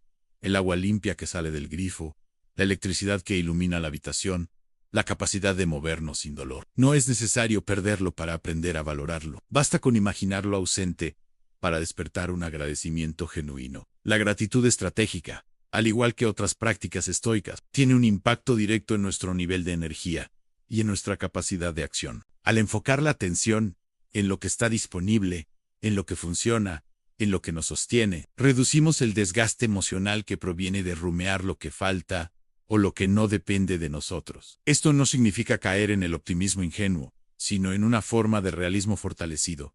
Ver la totalidad y elegir conscientemente, orientar nuestra atención hacia aquello que nos impulsa a seguir avanzando. Cuando la gratitud se convierte en una estrategia vital, deja de ser una reacción ocasional para transformarse en una lente a través de la cual interpretamos la vida, incluso en la pérdida. Encontramos algo que preservar, incluso en el fracaso. Hallamos una lección que nos prepara para el próximo intento. Y con el tiempo, esta disposición crea una resiliencia que no necesita discursos grandilocuentes para sostenerse. Es una resistencia tranquila, alimentada día tras día por la capacidad de reconocer y honrar lo que todavía es bueno en un mundo que entrena nuestra mente para detectar carencias y amenazas. Practicar la gratitud estratégica es un acto de rebeldía silenciosa. Nos devuelve el poder de definir el significado de nuestras experiencias y nos recuerda que aunque no podamos controlar todo lo que nos sucede, sí podemos decidir qué semillas dejamos germinar en nuestra conciencia. Al final, esta práctica no solo nos hace más conscientes de nuestras bendiciones, sino que nos prepara para ser nosotros mismos una bendición en la vida de otros. Libertad de soltar lo que no puedes controlar. Hay una carga que no siempre reconocemos, pero que desgasta más que cualquier peso físico. La de aferrarnos a aquello que nunca estuvo en nuestras manos es una presión invisible,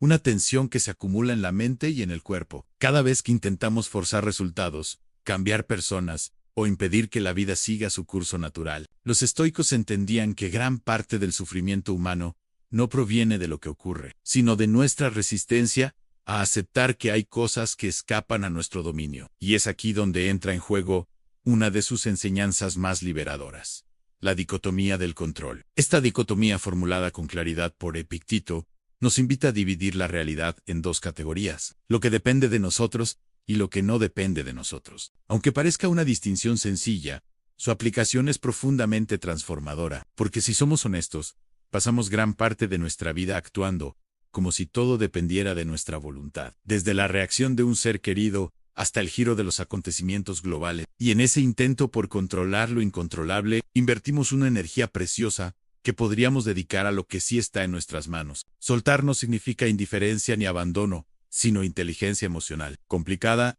es reconocer que más allá de nuestra acción responsable y bien dirigida, existe un espacio donde nuestra influencia termina y empieza el terreno de lo incierto. Al soltar no renunciamos a mejorar lo que podemos, sino que dejamos de invertir fuerzas en batallas que no pueden ganarse. Esta elección no es un signo de debilidad, sino de una madurez que entiende que cada recurso que se dispersa en lo incontrolable es un recurso que no está alimentando lo posible. La carga de lo incontrolable se manifiesta de muchas formas. Puede ser el peso de una conversación que aún no ha ocurrido, pero que imaginamos una y otra vez, buscando respuestas que tal vez nunca lleguen. Puede ser la frustración ante una decisión ajena que no compartimos, pero que no podemos revertir. Puede ser la ansiedad por un futuro que todavía no ha tomado forma. En todos estos casos, lo que nos desgasta no es la situación en sí, sino nuestra incapacidad o resistencia para soltarla. Cuando soltamos, algo curioso ocurre. La energía que antes estaba atrapada en un bucle de preocupación se libera para alimentar acciones concretas. Recuperamos claridad mental porque dejamos de proyectar escenarios hipotéticos que nos paralizan. Ganamos serenidad porque entendemos que nuestra responsabilidad termina donde comienza la libertad ajena o la fuerza de los acontecimientos. Why? Sobre todo fortalecemos nuestro sentido de autodominio, porque ya no somos arrastrados por cada corriente que pasa cerca. La práctica estoica sugiere un ejercicio simple, pero poderoso. Llevar la dicotomía del control a la acción diaria ante cualquier situación que despierte inquietud. Preguntarnos, ¿esto depende de mí? Si la respuesta es sí, actuar con determinación, disciplina y compromiso. Si la respuesta es no, retirarle de inmediato la tensión excesiva y aceptar que el curso de los hechos seguirá su propio camino. Este hábito, repetido una y otra vez, entrena a la mente para evitar quedarse atrapada en la telaraña de lo incontrolable. Existe también una forma preventiva de soltar. El soltar, antes de que sea necesario, consiste en reconocer, incluso en momentos de calma, cuáles son las áreas de nuestra vida que inevitablemente escaparán a nuestro control. Prepararse para ello no es pesimismo, sino realismo fortalecido. Es, en cierto modo, practicar una ligereza estratégica, como quien no se ata demasiado fuerte a las cosas, sabiendo que en cualquier momento podría tener que dejarlas ir. Esta ligereza no impide disfrutar. Al contrario, al no vivir con el miedo constante a perder, disfrutamos más plenamente lo que tenemos ahora. Marco Aurelio lo resumía en una idea contundente. Acepta lo que la vida te da y ama a las personas con las que la vida te une, pero hazlo con todo tu corazón. Aquí hay un matiz clave. Amar y aceptar no significa controlar, significa vivir el presente con gratitud y compromiso, pero con la conciencia de que nada es absolutamente nuestro. Cuando interiorizamos esta idea, las pérdidas, los cambios inesperados o las decisiones ajenas dejan de sentirse como traiciones y empiezan a verse como parte del flujo natural de la existencia. Soltar desde esta perspectiva es un acto de libertad profunda. Es dejar de cargar con la ilusión de omnipotencia que tanto nos pesa. Es recuperar el derecho a dirigir nuestra energía hacia aquello que sí podemos moldear. Nuestras acciones, nuestras palabras, nuestras decisiones. Y es entender que, aunque el mundo no se doblegue siempre a nuestros deseos, siempre tenemos la capacidad de elegir cómo responder. En última instancia, soltar lo que no podemos controlar es también un acto de confianza. No necesariamente en que todo saldrá como queremos, sino en que pase lo que pase, tendremos la fortaleza de adaptarnos y continuar. Es un compromiso con la vida tal y como es, no como quisiéramos que fuera en todo momento. Y cuando esta actitud se convierte en hábito, descubrimos que la verdadera libertad no se encuentra en dominar el mundo, sino en no ser dominados por aquello que no depende de nosotros. El combustible oculto en tus valores no negociables. En un mundo donde todo parece negociable, donde la flexibilidad se presenta como una virtud indiscutible, hay un territorio interior que no puede cederse sin consecuencias profundas. El de nuestros valores no negociables son esas convicciones fundamentales que, aunque no siempre se pronuncien en voz alta, actúan como cimientos invisibles sobre los que construimos nuestra vida. Cuando se erosionan, no lo hacen de forma ruidosa, sino silenciosa, como una grieta que poco a poco compromete la estabilidad de toda la estructura. El riesgo no es solo moral, es también energético, porque cada vez que cedemos en lo esencial, algo dentro de nosotros se apaga, y esa chispa que da sentido y dirección a nuestras acciones comienza a desvanecerse. Los estoicos comprendían que el verdadero poder no reside en controlar circunstancias externas, sino en mantener intacta la coherencia interna. Epicteto advertía que nada externo puede dañarnos si no lo permitimos, pero que el peligro real surge cuando traicionamos nuestras propias convicciones para obtener un beneficio inmediato o evitar una incomodidad. Esa traición, por pequeña que parezca, es costosa, consume nuestra autoestima, debilita nuestra capacidad de confiar en nosotros mismos y nos roba una fuente esencial de energía, la que proviene de saber que actuamos de acuerdo a lo que creemos justo. Los valores no negociables funcionan como faros en medio de la niebla. Son el recordatorio constante de quiénes somos, incluso cuando las corrientes sociales o las presiones personales nos invitan a desviarnos. No se trata de rigidez ciega, sino de integridad lúcida, la capacidad de adaptarnos en lo accesorio, pero mantenernos firmes en lo esencial. Y es precisamente esa firmeza la que alimenta un tipo de energía que no fluctúa con los elogios o las críticas. Cuando nuestras acciones están alineadas con nuestras convicciones más profundas, se genera una fuerza interna que sostiene incluso en los momentos de cansancio o duda. El riesgo de comprometer esos principios fundamentales no siempre se presenta de forma evidente. A veces llega disfrazado de oportunidad única, de concesión mínima o de compromiso temporal. Un empleo que exige pasar por alto prácticas injustas. Una relación que nos pide silenciar partes esenciales de nosotros. Una decisión que nos impulsa a actuar contra lo que sabemos que es correcto. El problema es que al cruzar una línea roja, por muy fina que parezca, estamos entrenando a nuestra mente para considerar que quizá esas fronteras no son tan importantes, y poco a poco se diluye la claridad moral que nos guiaba. Por eso, el primer paso es identificar con precisión cuáles son esas líneas rojas. No basta con tener una idea vaga de lo que no aceptaríamos. Necesitamos una lista clara, reflexionada y escrita, que no deje lugar a ambigüedades cuando la presión se presente. Preguntarnos, ¿qué aspectos de mi vida, de mi trato con los demás y de mi conducta personal son absolutamente innegociables? Puede que para algunos sea la honestidad, para otros el respeto a la palabra dada, o la negativa a participar en actos que perjudiquen a otros deliberadamente. Lo importante es que estos principios no sean prestados ni heredados sin reflexión, sino fruto de un examen profundo y personal. Defender estas líneas rojas requiere preparación previa, porque la tentación casi nunca se presenta en momentos de calma y lucidez. Suele aparecer en medio del cansancio, la necesidad o el miedo, cuando la mente busca soluciones rápidas. Ahí es donde la práctica estoica nos ofrece un recurso valioso: ensayar mentalmente la resistencia antes de que la prueba llegue. Así como un soldado entrena antes de la batalla, nosotros podemos anticipar escenarios en los que nuestros principios podrían ser puestos a prueba y decidir, con antelación, cuál será nuestra respuesta. Esta premeditat o tentacionis no elimina la dificultad, pero nos da una base firme desde la cual actuar. La defensa de lo innegociable no es un acto aislado, sino una disciplina cotidiana. Cada vez que elegimos la coherencia sobre la conveniencia, reforzamos nuestra identidad y aumentamos nuestra resistencia interna. Esta acumulación de pequeñas victorias tiene un efecto profundo. No solo preserva nuestros valores, sino que multiplica nuestra energía vital. Porque vivir en congruencia es vivir sin la carga del autoengaño, sin la fatiga de sostener una imagen que no corresponde a nuestra realidad interior. Marco Aurelio recordaba que el alma se debilita cuando actúa contra sí misma, y tenía razón. Cada concesión injustificada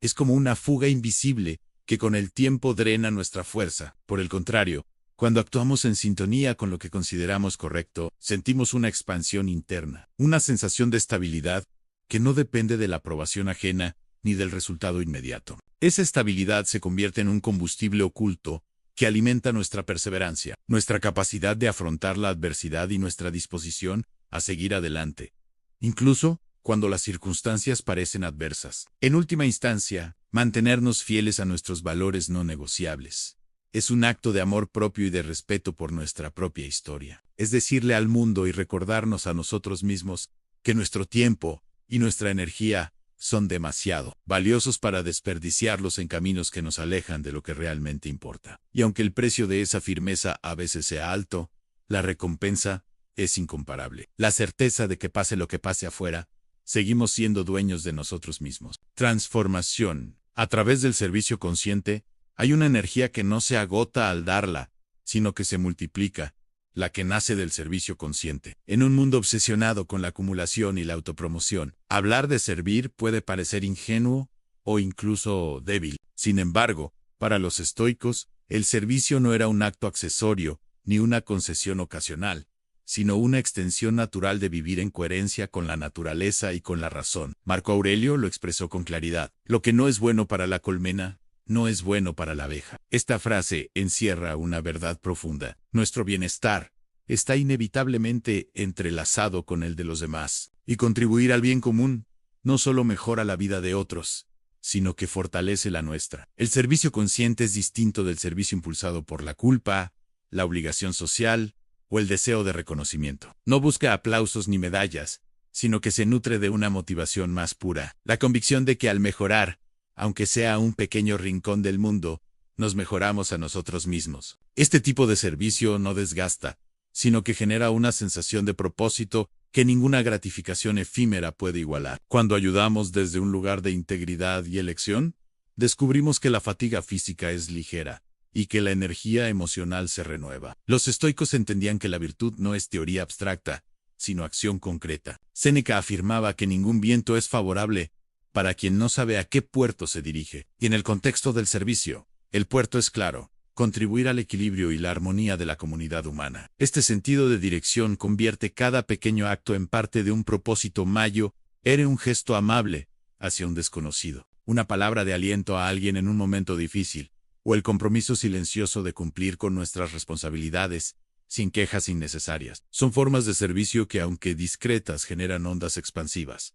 Aquí entra en juego la simpatía, un concepto estoico que describe la interconexión entre todos los seres humanos. No somos islas. Nuestras acciones, por pequeñas que parezcan, tienen un impacto que trasciende nuestro campo inmediato de visión. Entender esto cambia la forma en que vivimos. Ya no vemos el servicio como una pérdida de tiempo o un sacrificio, sino como una inversión en el tejido común que sostiene nuestra propia existencia. Al reconocer esta interdependencia, la frontera entre el bienestar personal y el colectivo se difumina y cuidar de los demás se convierte en otra forma de cuidarnos a nosotros mismos. Practicar el servicio consciente no requiere gestos grandilocuentes ni recursos extraordinarios. Lo que sí exige es intención. No se trata de actuar mecánicamente o de acumular buenas acciones como una lista de logros morales, sino de elegir de forma deliberada en qué momentos y de qué manera podemos aportar valor real. La clave está en la calidad de la presencia que llevamos a esos actos. Entregar un consejo sincero,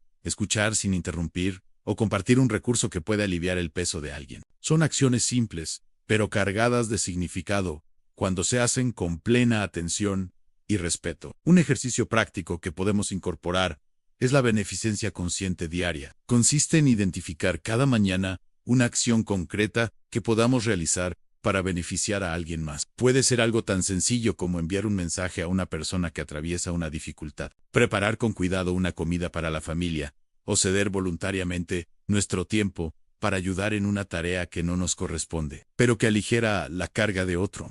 La clave está en que la acción se elija de manera deliberada y se ejecute sin esperar devolución. Este hábito tiene un efecto acumulativo sorprendente. Al cabo de los días comenzamos a notar un cambio en nuestra disposición emocional. La atención se desplaza del constante escrutinio de lo que recibimos hacia la gratitud por lo que podemos dar. Este giro de perspectiva disminuye la sensación de carencia y fortalece la percepción de que, incluso en momentos difíciles, seguimos teniendo algo valioso que ofrecer. Y esta percepción, a su vez, es una fuente inagotable de energía interna. El servicio consciente también nos enseña a trascender la visión limitada del yo como entidad separada. Nos recuerda que formamos parte de algo más grande y que nuestras decisiones influyen en el equilibrio de ese conjunto. Esto no significa asumir responsabilidades que no nos corresponden o sacrificar nuestra salud por los demás, sino encontrar el punto en el que el dar y el recibir se equilibran de forma natural. El servicio auténtico es generoso,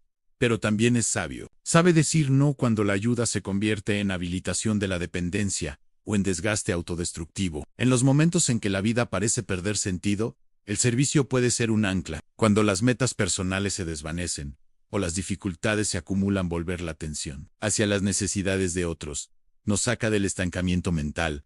No porque ignoremos nuestras propias cargas, sino porque al aliviar las de otros recordamos que todavía tenemos agencia, que todavía podemos influir positivamente en el curso de las cosas. Esta sensación de eficacia, aunque sea en una escala pequeña, alimenta el sentido de propósito que tanto necesitamos para perseverar. La transformación a través del servicio consciente no ocurre de la noche a la mañana. Es el resultado de una acumulación de actos deliberados que con el tiempo modela nuestra forma de estar en el mundo. Poco a poco empezamos a reconocer que cada interacción es una oportunidad para sembrar algo valioso, y que cada semilla plantada en el terreno ajeno germina también en el nuestro. Esta reciprocidad invisible es quizás uno de los secretos mejor guardados de la vida buena. En última instancia, servir conscientemente es un acto de libertad. Es elegir cómo y dónde poner nuestra energía, en lugar de dejar que las demandas externas la dispersa. Es decidir que en un mundo donde todo parece orientado a tomar, nosotros preferimos sumar. Y es entender que al hacerlo no nos empobrecemos, sino que nos enriquecemos en la única moneda que no se devalúa. La dignidad de vivir en coherencia con nuestros principios y en armonía con la comunidad humana. Construir fortaleza desde la vulnerabilidad. Durante mucho tiempo, la vulnerabilidad se ha visto como una grieta que hay que ocultar, una debilidad que podría ser explotada por otros. Sin embargo, la perspectiva estoica nos invita a reconsiderar esa idea y a mirarla desde otro ángulo. No como una carencia, sino como una puerta hacia una fortaleza más auténtica. La diferencia entre la fortaleza real y la fortaleza impostada es profunda. La primera nace de la aceptación de nuestra condición humana, con todas sus limitaciones, mientras que la segunda se construye como una máscara rígida que tarde y temprano se resquebraja bajo la presión de la vida. Fingir que nada nos afecta puede impresionar a algunos, pero vivir sin temor a reconocer nuestras heridas nos coloca en un nivel de libertad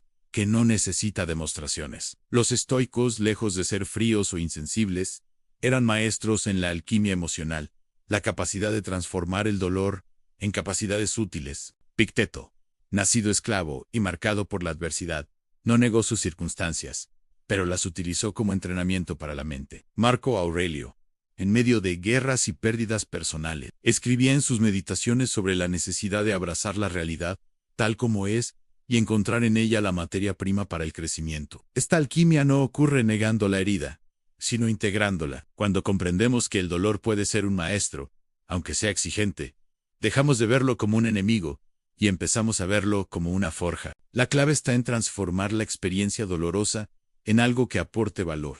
Una pérdida puede enseñarnos desapego, una traición puede afinar nuestra capacidad de discernir, un fracaso puede despertar en nosotros una disciplina que antes desconocíamos. Esta conversión no es automática ni inmediata, requiere una atención deliberada para no quedarnos atrapados en la narrativa de la víctima. En cambio, redirigir nuestra energía hacia la construcción. Aquí el estoicismo nos ofrece herramientas precisas como el reencuadre consciente. Preguntarnos, no solo por qué me pasó esto, sino qué puedo hacer con esto que me pasó. Este cambio de enfoque transforma el peso en impulso. Entrenar la adversidad de forma consciente es una práctica que puede parecer extraña en una cultura que busca evitar cualquier incomodidad. Sin embargo, para el estoico, exponerse voluntariamente a pequeñas dificultades prepara la mente y el cuerpo para enfrentar las grandes Shinatsendivo, por ejemplo.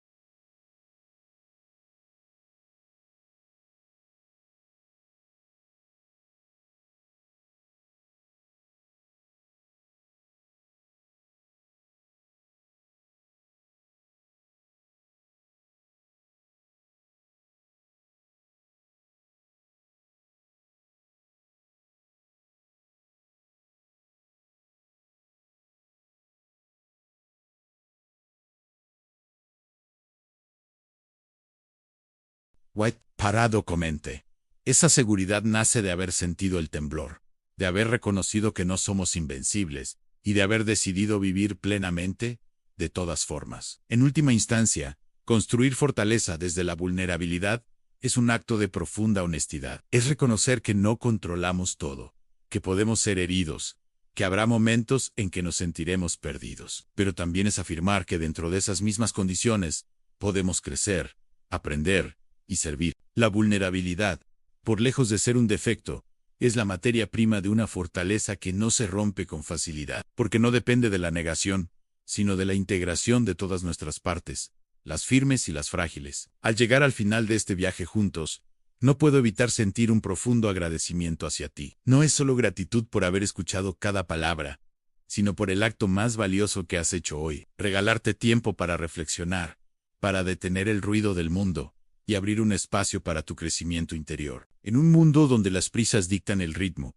y la atención es tratada como una moneda escasa, tu decisión de permanecer aquí, de seguir cada lección o de dejarte acompañar por ideas que invitan a la calma y a la fortaleza, es un acto de coraje silencioso. No has escuchado un simple conjunto de consejos. Has participado en un diálogo atemporal que une tu vida con la de quienes siglos atrás se sentaron a escribir sobre la condición humana. Marco Aurelio, Epicteto, Séneca, todos ellos de alguna manera han estado presentes aquí, no como figuras lejanas de mármol, sino como voces vivas que nos recuerdan que el control sobre nuestra mente, sobre nuestras decisiones, sigue siendo la llave más segura hacia la libertad. A lo largo de estas lecciones, Hemos explorado las trampas de esperar pasivamente la felicidad, la ilusión de la motivación constante, la energía que se esconde en el presente, la sabiduría disfrazada de tristeza, la aceptación como estrategia, la diferencia entre dolor y sufrimiento, la transformación de obstáculos, la fuerza en la vulnerabilidad,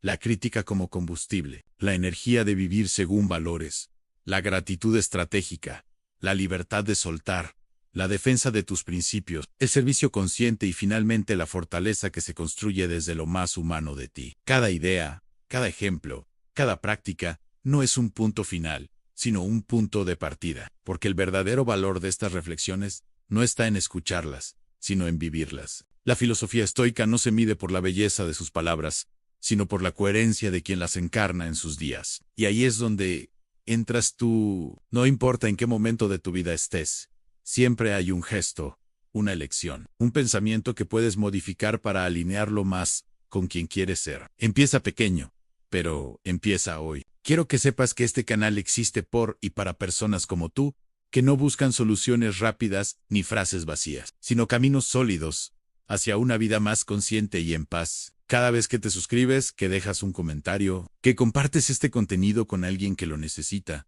no solo apoyas este trabajo, sino que también ayudas a que esta conversación se expanda y toque más vidas. Este es un espacio que crece contigo y tu voz, tu experiencia, tus preguntas, lo enriquecen de maneras que tal vez ni imaginas. Por eso, antes de despedirme, te invito a que formes parte activa de esta comunidad. Suscríbete si aún no lo has hecho. Activa las notificaciones para no perderte las próximas reflexiones y sobre todo, cuéntame en los comentarios, ¿cuál de estas lecciones ha resonado más contigo y cómo planeas integrarla en tu vida? Tal vez tu reflexión sea la chispa que otra persona necesita para comenzar su propio camino. Quiero dejarte con una idea final que resume el espíritu de todo lo que hemos compartido. La vida no espera a que estemos listos, pero siempre está dispuesta a transformarse si nosotros lo estamos. No necesitas tener todas las respuestas, solo la disposición de dar el siguiente paso con dignidad, con conciencia y con una serenidad que no dependa de lo que el mundo te ofrezca,